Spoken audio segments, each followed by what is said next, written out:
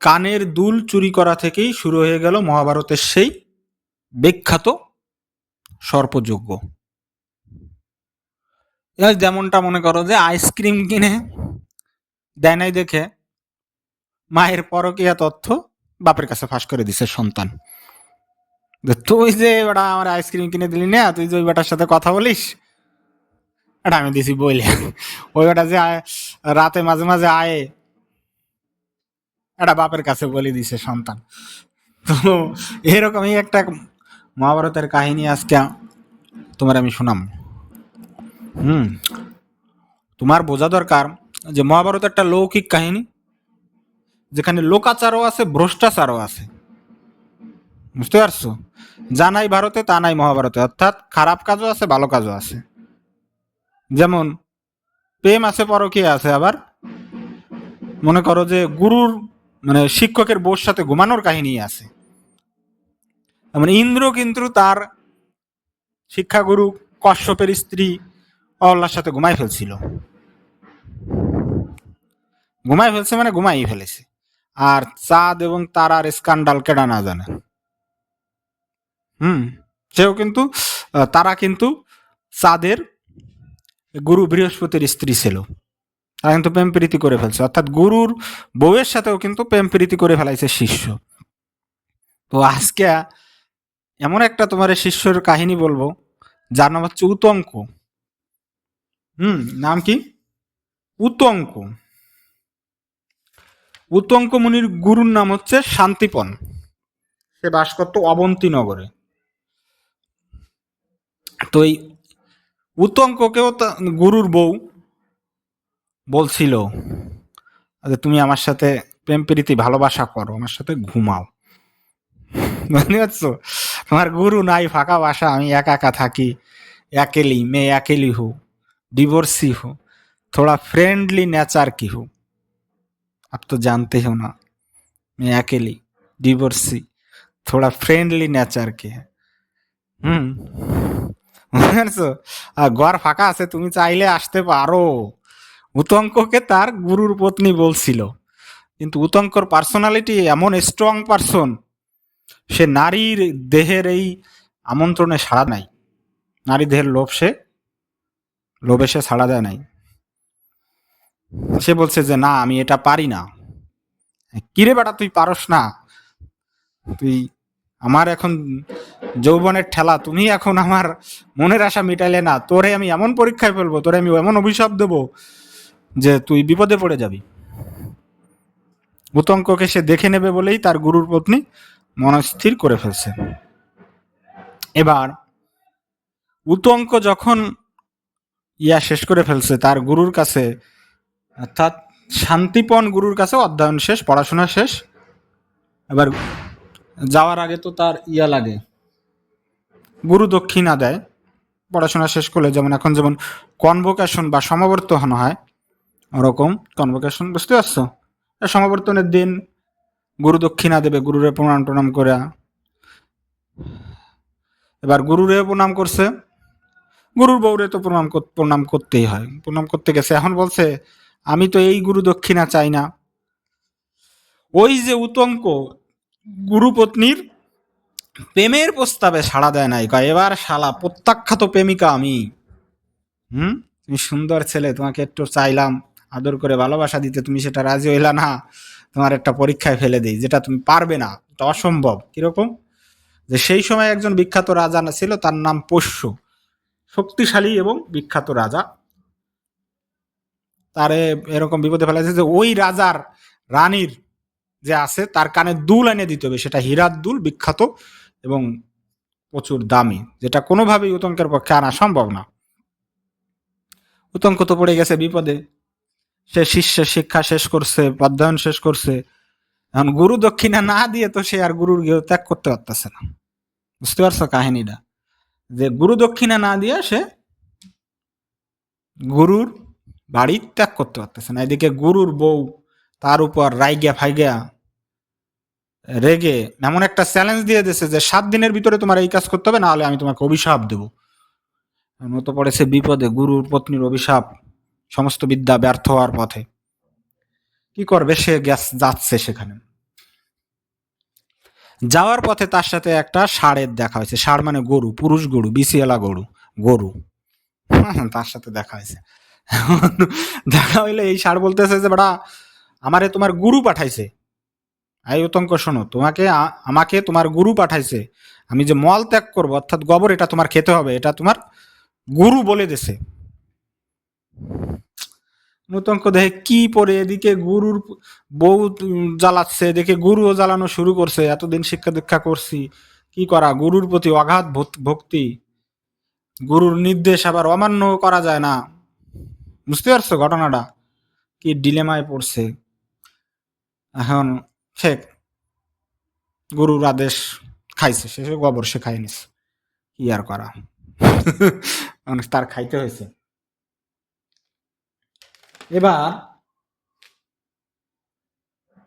সে গেছে রাজার কাছে, যে পৌঁছাইছে রাজার কাছে বললে, রাজা কি ভাইবা টাইবা যে ভাবছে ব্রাহ্মণ পুত্র, কানের দুল দিয়ে দিছে। তার বউরেও বলছে, তার বউ তার কানের দুল দিয়ে দিছে। কিভাবে দিয়ে দিছে কোনো ব্যাখ্যা নাই, দিয়ে দিছে। রাজার হয়তো মনে হয়েছে ব্রাহ্মণ বালকের মনের আশা পূর্ণ করতে হবে, না হলে ব্রাহ্মণ যদি সাপ টাপ দেয়, এটা ভাবে দিয়ে দিছে।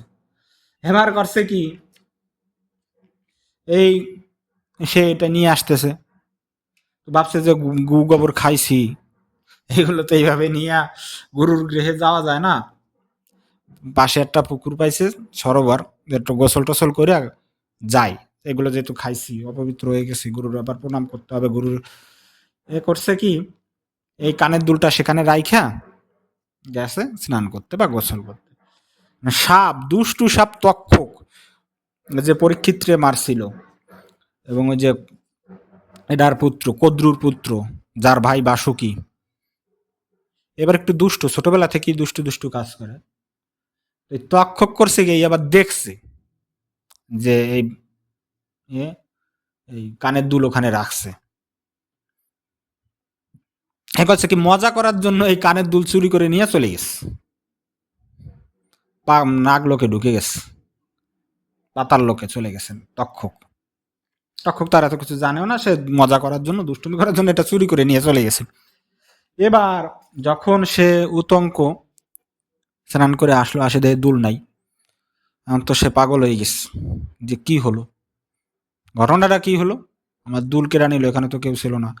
সে রাগে দুঃখে ভাবতেছে, মাটি খোঁড়া শুরু করছে।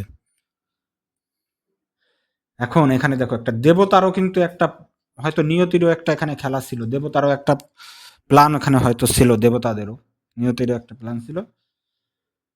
দেবতা ইন্দ্র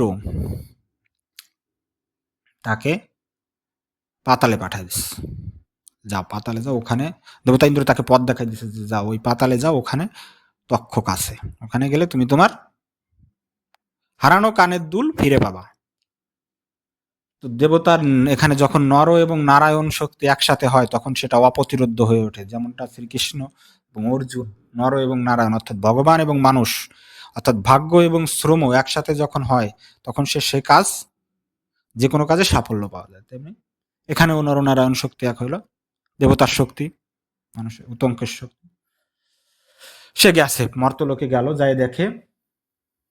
সে দেখে যে ঋতু পরিবর্তন, বিভিন্ন লৌকিক মানে সময় পরিবর্তন, বিভিন্ন কিছু সে দেখছে, সভ্যতা, সেখানে আর একটা সভ্যতা রয়েছে, নাগদের সভ্যতা।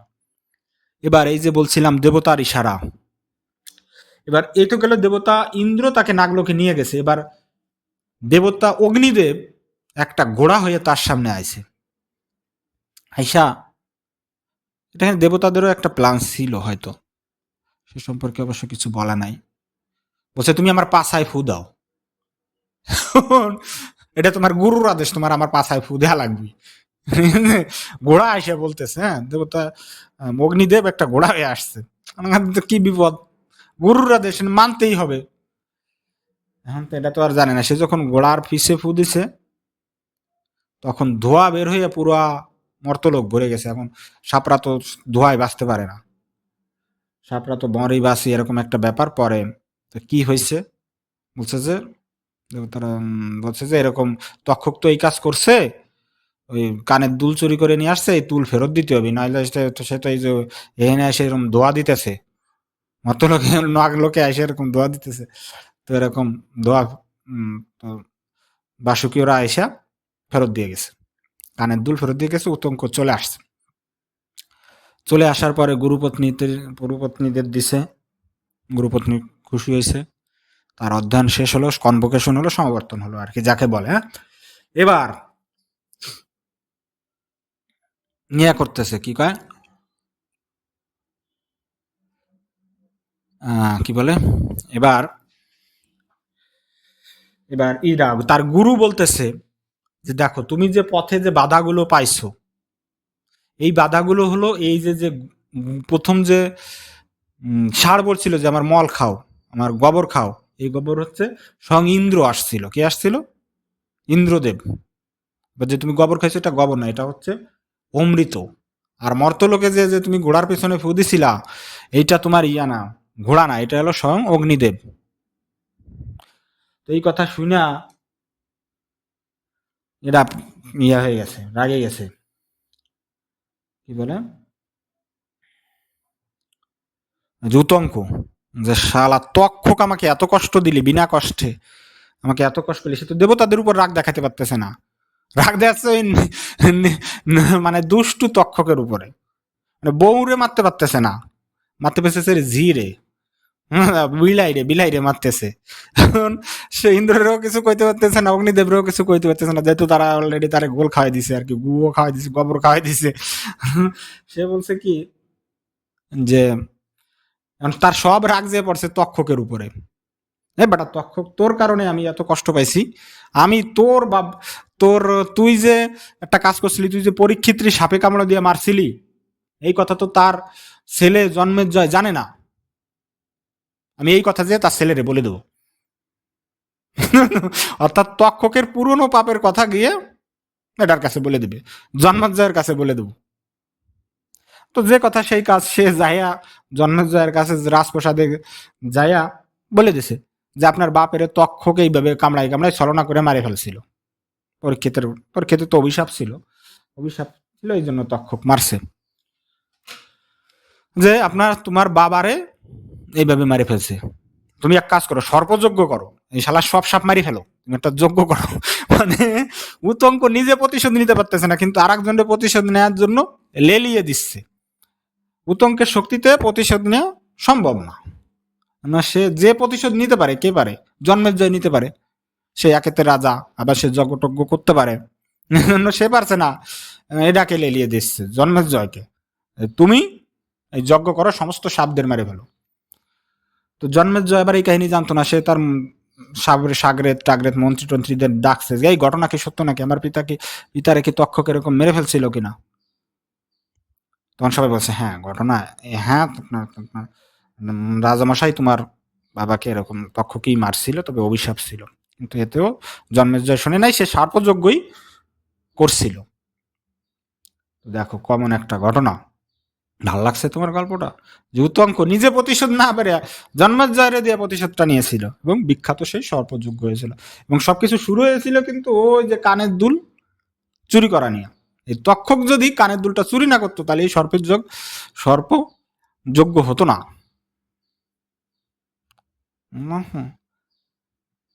আর সর্পযজ্ঞ হতো না, সাপদের ডাকদের ধ্বংস করার মতো কাহিনী হইতো না। আস্তিক মুনি তো ওই সর্পযজ্ঞ থেকে ইয়াদের বাঁচায়,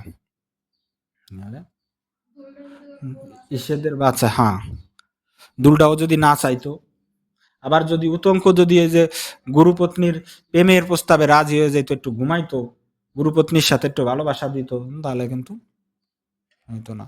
প্রেম ভালোবাসা নারীকে প্রত্যাখ্যান, এটাও কিন্তু একটা বিশাল প্রভাব ফেলছে।